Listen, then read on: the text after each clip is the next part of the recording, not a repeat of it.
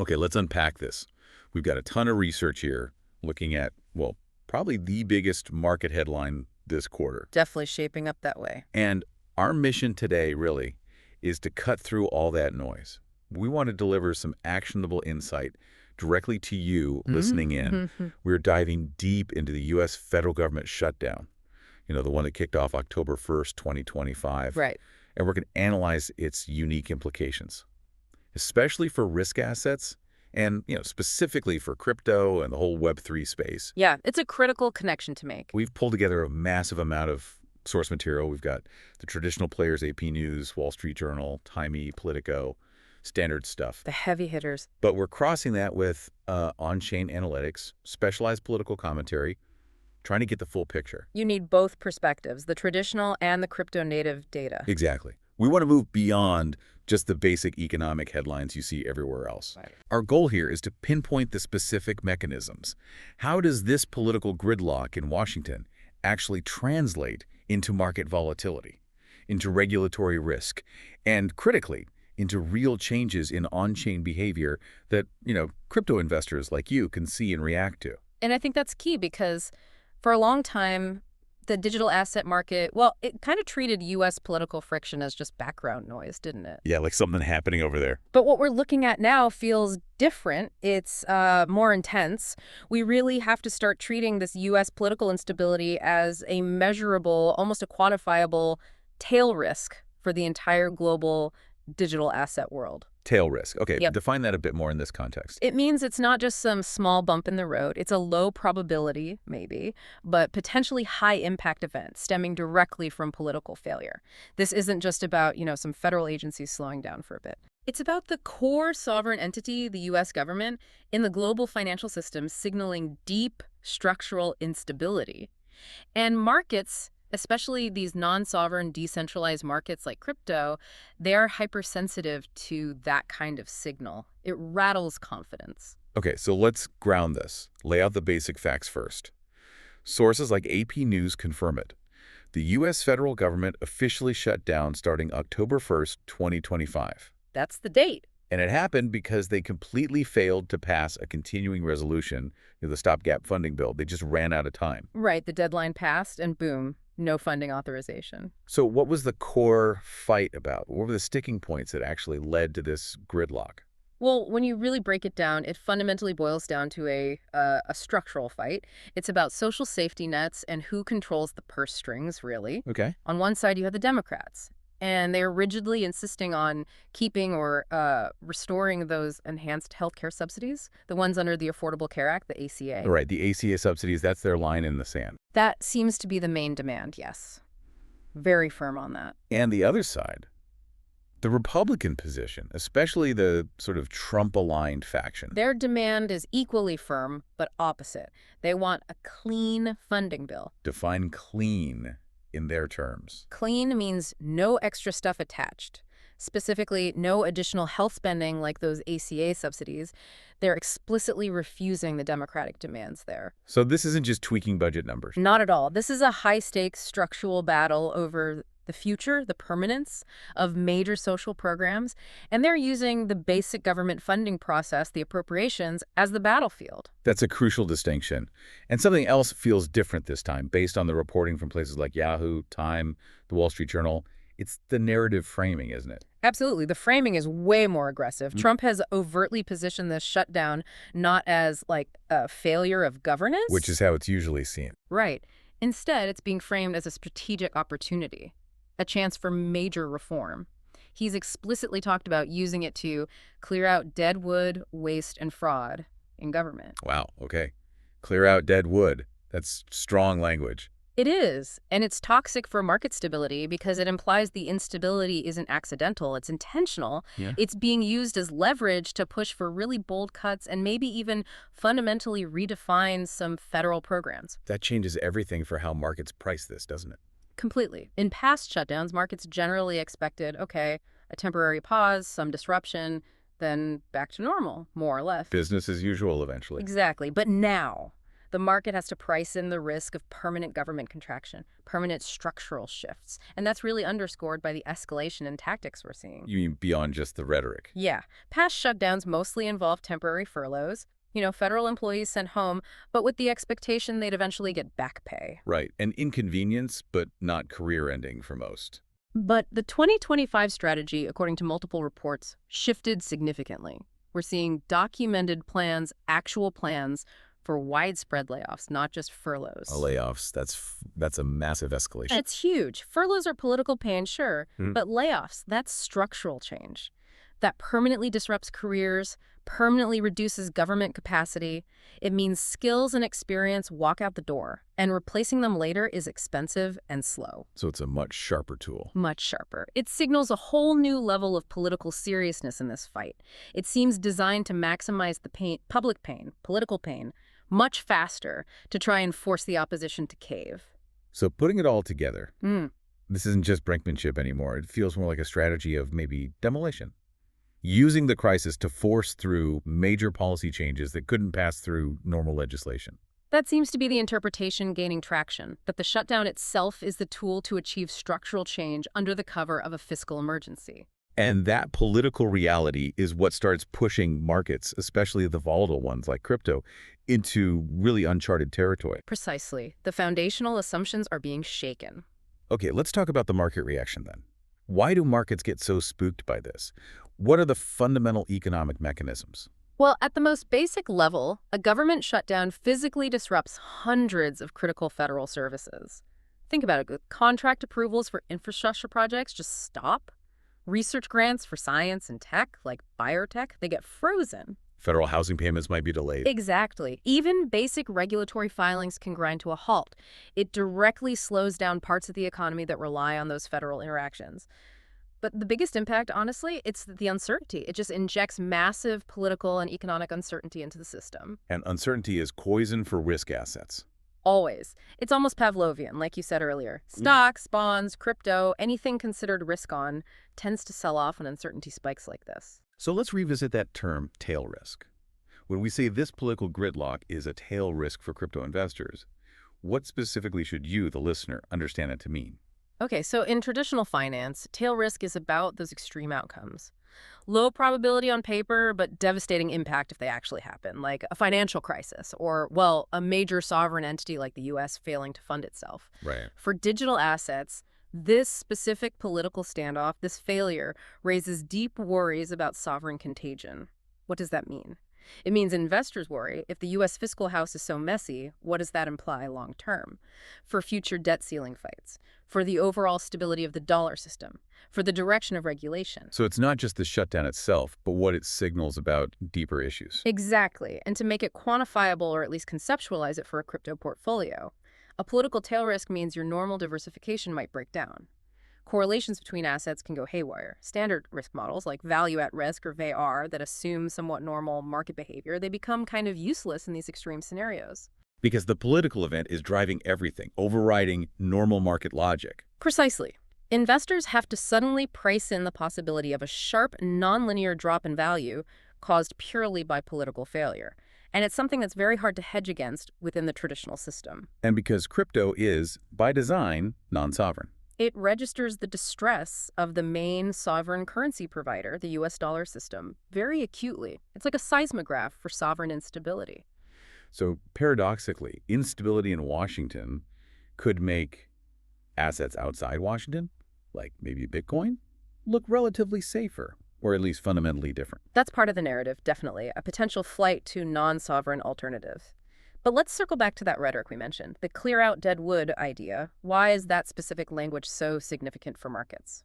Beyond just sounding aggressive. Right. It signals future policy intent much more clearly than, say, a dry budget proposal. This aggressive posture towards austerity, towards structural cuts, it tells you how the administration or the faction in power views all government spending and regulation. It's a mindset. It's a mindset. This idea that government needs aggressive slimming down isn't going to be confined just to, farm subsidies or the Department of Education.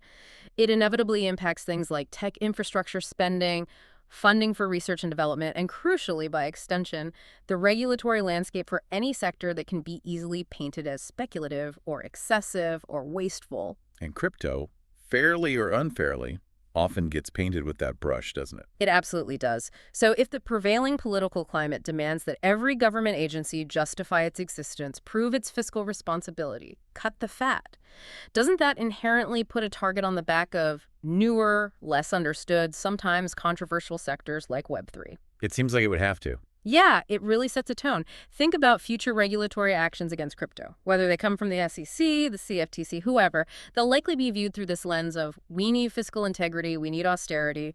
It provides political cover for stricter enforcement, especially on projects seen as volatile, non-compliant, or just generally frothy. So the message becomes, we're cutting the fat everywhere, and if your sector is perceived as fat, well, you're vulnerable. That's the implication. The political narrative provides the justification for regulatory action. Okay, let's pivot then. Let's get really specific about the mechanics. How does this political paralysis in D.C. directly hit the crypto and Web3 world? We know the big regulatory agencies matter, the SEC, the CFTC. What's the shutdown impact there? Well, the first hit is purely operational. It's basic plumbing. During the shutdown, these agencies run on skeleton crews. They only keep staff for what's deemed absolutely essential, usually protecting markets from immediate collapse or fraud. So everything else slows down or stops? Pretty much. Routine approvals, forget it. Yeah. If you were hoping for updates on a spot Bitcoin ETF application, or maybe your exchange had complex registration filings in the pipeline, those are delayed indefinitely. Oversight work, like audits or investigations that require staff time, that gets reduced significantly because the people need are furloughed or, in this case, potentially laid off. Hang on. If the regulators are, temporarily sidelined, doesn't that create a kind of regulatory vacuum? Maybe a window for certain DeFi protocols or newer, maybe riskier projects to launch or operate with less immediate scrutiny. It absolutely does create that window. And that's a really dangerous short-term reality. That lull can definitely be an opportunity for actors who aren't worried about compliance, or even just for projects moving super fast to try and grab market share or establish themselves. So a bit of a Wild West period, potentially. Could feel like that, but, and this is a massive, but that short-term gain comes with a huge counter risk down the road. I call it the regulatory whiplash. Whiplash. Explain that. Once the government reopens, there's immense political pressure from the top down. Show the crisis is over, show we're back in control, show we're working. And how do agencies often demonstrate that? Through visible action. So they overcompensate. Often, yes. The pendulum can swing hard in the other direction. You might see a sudden push for much stricter enforcement to make in for lost time.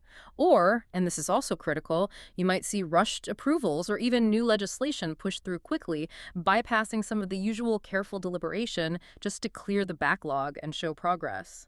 So any regulatory action coming right after the shutdown might be sharper, maybe less nuanced, driven more by the political need to look effective than by optimal policy design.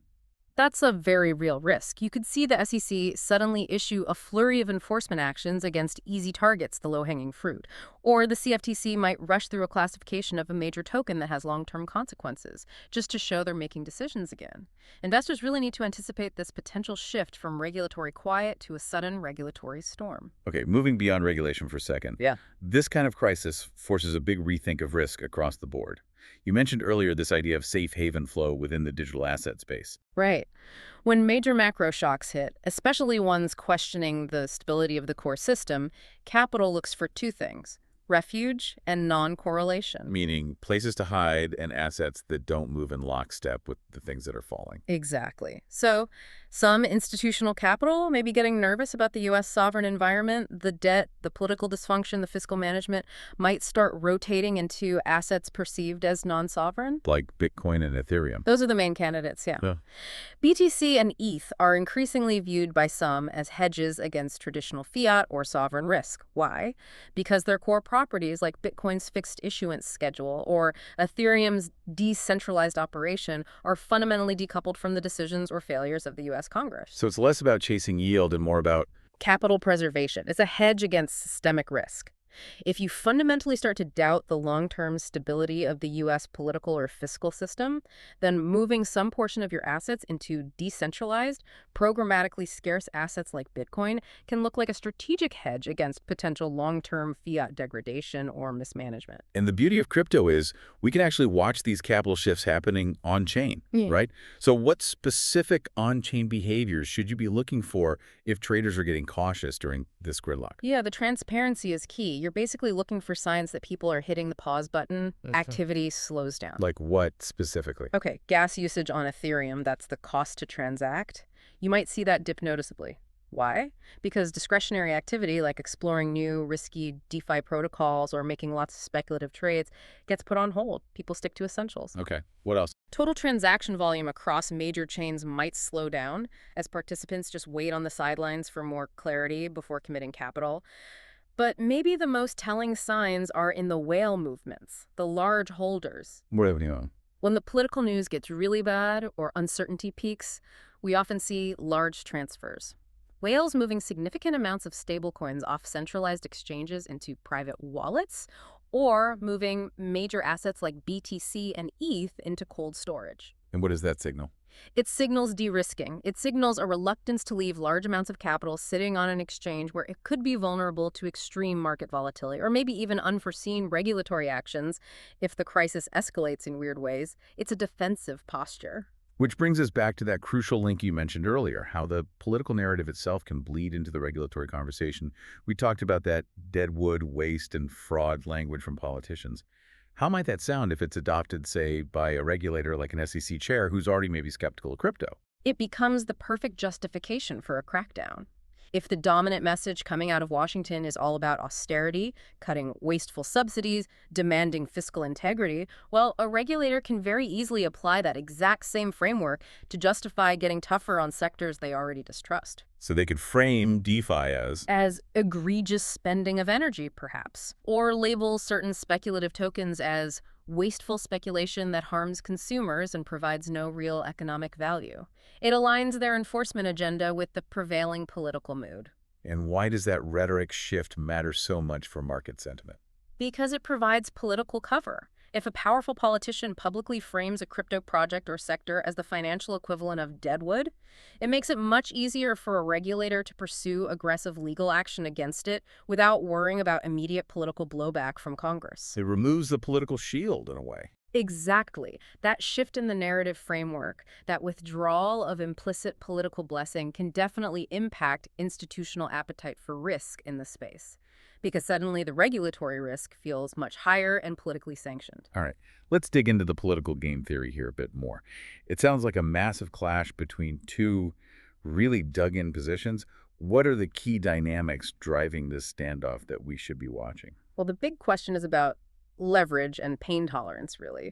Will the Democrats hold absolutely firm on their health care demands, those ACA subsidies? Are they calculating that the public pain from the shutdown will eventually force the Republicans to blink first? Or does the pressure work the other way? Exactly. Does the mounting pressure from market instability, the economic slowdown, and especially that threat of actual layoffs, does that eventually push the Democrats to capitulate? Maybe they decide to open the government now and just fight the ACA battle through other means later? That layoff threat really feels like the wild card this time. It's the ultimate leverage tool, but it's incredibly risky. As we said, it's a radical departure from just furloughing people. So is it effective leverage? Right. Or could it backfire spectacularly? You mentioned polling data. Right. We've seen polls, like from the Washington Post, suggesting that even before this specific shutdown, many Americans already tended to blame Trump and the Republicans more for general political gridlock in D.C. Okay. Now, if the administration actually pushes through mass layoffs of federal workers, that could pour fuel on the fire. The political blowback could become intense, potentially strengthening the Democrats' position, ironically, even as the Republicans deploy their strongest weapon. The threat of layoffs might be more powerful than the execution. Because the execution carries huge political costs. Massive costs. Public sympathy could shift dramatically. And while this political chess game plays out, we have to remember the immediate real-world collateral damage, right? And things markets eventually have to price in. This isn't just abstract budget fights. Not at all. It's the pausing of critical government functions. We're talking about world-renowned institutions like the National Institutes of Health, the NIH, or the Centers for Disease Control, the CDC. Key parts of their research, their disease monitoring, that gets partially or fully halted during a shutdown. Which has longer-term consequences we might not even see immediately. Absolutely, and it extends beyond just the high-profile science stuff. Think about vital nutritional assistance programs like WIC, that's the program for women, infants, and children. Often those are among the first to see funding dry up or distribution mechanisms get disrupted. And that causes immediate hardship. Immediate, measurable economic hardship in communities. That distress eventually filters up, hitting consumer confidence, local economies, and markets register that as a long-term drag. So beyond the immediate crisis, there's this really crucial question of policy permanence. Is this just a temporary storm that everyone forgets in 6 months? Or could the actions taken during the shutdown actually become permanent policy? That is the multi-trillion-dollar question, isn't it? It's the ultimate risk for the long-term fiscal outlook. Will cuts or structural changes that get pushed through during this high-leverage period using the crisis as political cover actually stick? Will they become permanent policy shifts? For example, If the administration manages to use the shutdown chaos to fundamentally redefine the scope of certain federal programs, or ram through permanent spending reductions that wouldn't pass otherwise, that permanently alters the fiscal structure of the country. It affects all future budgets. and for the crypto investor listening, why does that long-term fiscal picture matter so much? Because a permanent weakening of the U.S. government's spending capacity or its functional reliability could lead to increased long-term uncertainty. Uncertainty about future regulatory stability, about financial stability, about the dollar itself. And that kind of deep structural uncertainty could, theoretically, push even more capital to seek long-term refuge outside the traditional sovereign system. It reinforces the non-sovereign hedge narrative for assets like Bitcoin. Okay, since our goal here is always actionable intelligence for you, the listener, we've tried to distill the possible ways this resolves into 4 main scenarios. You need to be thinking about how each of these could impact your portfolio. Right, let's lay them out. Scenario 1, we'll call it fast resolution. Basically, the political heat gets too intense, maybe public pressure mounts, and the Democrats manage to secure what they see as ironclad deals for those healthcare extensions. The Republicans back down to get the government open. What's the market impact there? Huge relief rally. Markets would likely stabilize almost immediately. You'd probably see a quick retracing of most of the panic selling in risk assets, including crypto, back towards baseline fairly quickly. Okay, scenario 2. Scenario 2, prolonged shutdown. This is the nightmare scenario for stability. The standoff drags on for weeks, maybe months. We see escalating economic pain, real damage accumulating. Market reaction. Maximum volatility, high volatility across all asset classes, stocks, bonds, crypto. You might even start to hear serious speculation about U.S. default risk if a debt ceiling deadline happens to get entangled in this mess down the line. Severe budget impacts, institutional paralysis. Expect deep drawdowns and a very choppy market if this path plays out. Not pretty. Scenario 3. Scenario 3, partial deal or compromise. This is the classic kick the can down the road outcome. They agree on a temporary stopgap funding measure, maybe it lasts 30 days, 60 days, whatever, just to get the lights back on. But the core issues. Remain totally unresolved. The big structural fights, like over the ACA subsidies, are just postponed. What does that mean? It guarantees future uncertainty. You're basically locking in more volatility spikes every couple of months when the next funding deadline inevitably looms. It creates a recurring cycle of crisis. Okay, and the last one. Scenario 4, the aggressive cuts scenario. Here, the shutdown is intentionally and successfully used to achieve that stated goal. Pushing through significant structural spending cuts or fundamentally redefining certain federal programs, the administration gets its way on austerity, using the crisis as leverage. How do markets react to that? It sounds like some might like the austerity angle. It's mixed. Some bond market participants might initially cheer fiscal consolidation, but the way it was achieved through deliberate crisis creation and the resulting uncertainty about the new baseline budget and government function would likely keep markets extremely tense and unstable for quite some time. Stability wouldn't return quickly. Okay, those are the paths. So, Yeah. given these possibilities, what are the practical, non-generic takeaways? What should you, the crypto investor, actually do right now? All right, let's get concrete first. Pay obsessive attention to volatility, but anticipate it. Don't just react when the market plunges. Watch for the spikes in implied volatility ahead of the key political deadlines, the key votes, the major announcements. Markets tend to price in the worst-case scenario before the event actually happens. This often leads to a massive overreaction, followed by a quick retracement once the news is out, even if the news is bad. So position defensively before the deadline. Exactly. Consider tightening up your risk maybe 72 hours before a known major vote or deadline. Don't get caught flat-footed. Okay, takeaway number 2. Second, monitor those specific on-chain stress signals we talked about, the ones related to capital preservation. Remind us what those are. Look for a sharp decline in overall transaction volume. Look for a flatlining in the number of active addresses being used daily. And critically, watch for large, sudden withdrawals of stablecoins from centralized exchanges into private wallets. What does that cluster of signals tell you? It tells you that significant pools of capital are getting nervous. They're reducing activity, pulling back, preparing for potentially extended turmoil or volatility. It's a sign the smart money is hunkering down. Got it. Third takeaway. Third, diversification and hedges need to be specifically tailored to this sovereign risk environment. What does it mean in practice? It means actively tightening your risk control. Maybe reduce exposure to the smaller, less liquid mid-cap and low-cap altcoins. Why? Because they tend to have very high correlation to the downside and can become illiquid fast during stress. And where do you rotate that capital? Increase exposure to the relative safe havens within crypto. That mainly means the high liquidity majors, Bitcoin, BTC, and Ethereum, ETH. Or rotate capital even more defensively into fully collateralized, reputable stablecoins, basically holding digital dollars while you wait out the storm and anticipate potential stress in the traditional fiat system itself. Okay, makes sense. And the fourth key takeaway. Fourth, and this is crucial, anticipate, don't just react to, potential regulatory pivots after the shutdown ends. Thinking ahead. Yes. Use this period of political uncertainty and focus on austerity to proactively think. How might the SEC or the CFTC leverage this post-crisis back-to-business, cut-the-waste narrative? Which parts of the crypto sector might they target first with renewed, stricter oversight?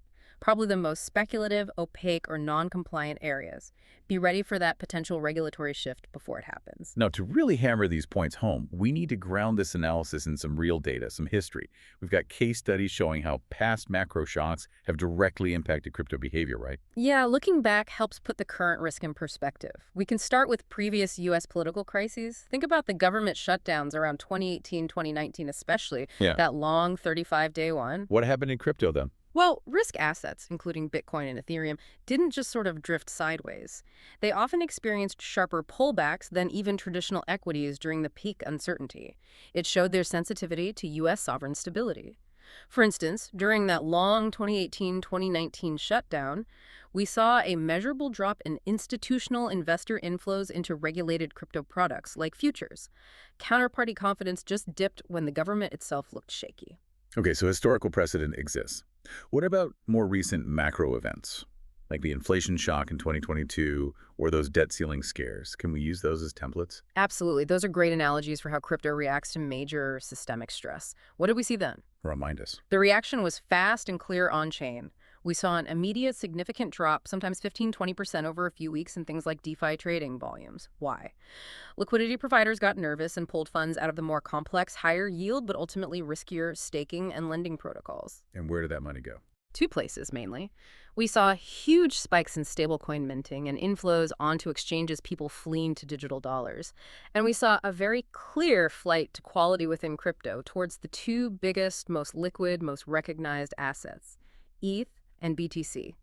When stress hits hard, the market overwhelmingly prioritizes liquidity and perceives safety over chasing speculative yield. That brings us to the on-chain detective work. Watching the whales, the big holders. What exactly should you look for there? Right. This is where you try to read the minds of the biggest players. When political stress really peaks, you often see these massive movements, hundreds of millions of dollars worth of crypto being moved off exchanges into self-custody, into cold storage. And why do they do that? It's not just hedging price, is it? It's deeper than that. It's partly hedging against potential forced liquidations that could happen on centralized trading platforms if market volatility gets totally extreme, like cascading margin calls. But it's also hedging against potential regulatory moves. If things get really chaotic, could governments try to restrict access to exchange funds? Some whales don't want to take that chance. Moving to cold storage is ultimate control. So for listeners who are watching the charts, watching the data feeds, Yeah. what are the specific metrics to monitor related to flows and activity? You need to watch exchange flows very closely. If you see a sudden massive spike in, say, BTC inflows to major exchanges right before a big Senate vote on funding, What might that mean? that's often interpreted as a bearish signal. It suggests large entities might be positioning to sell, anticipating bad news, or wanting liquidity ready.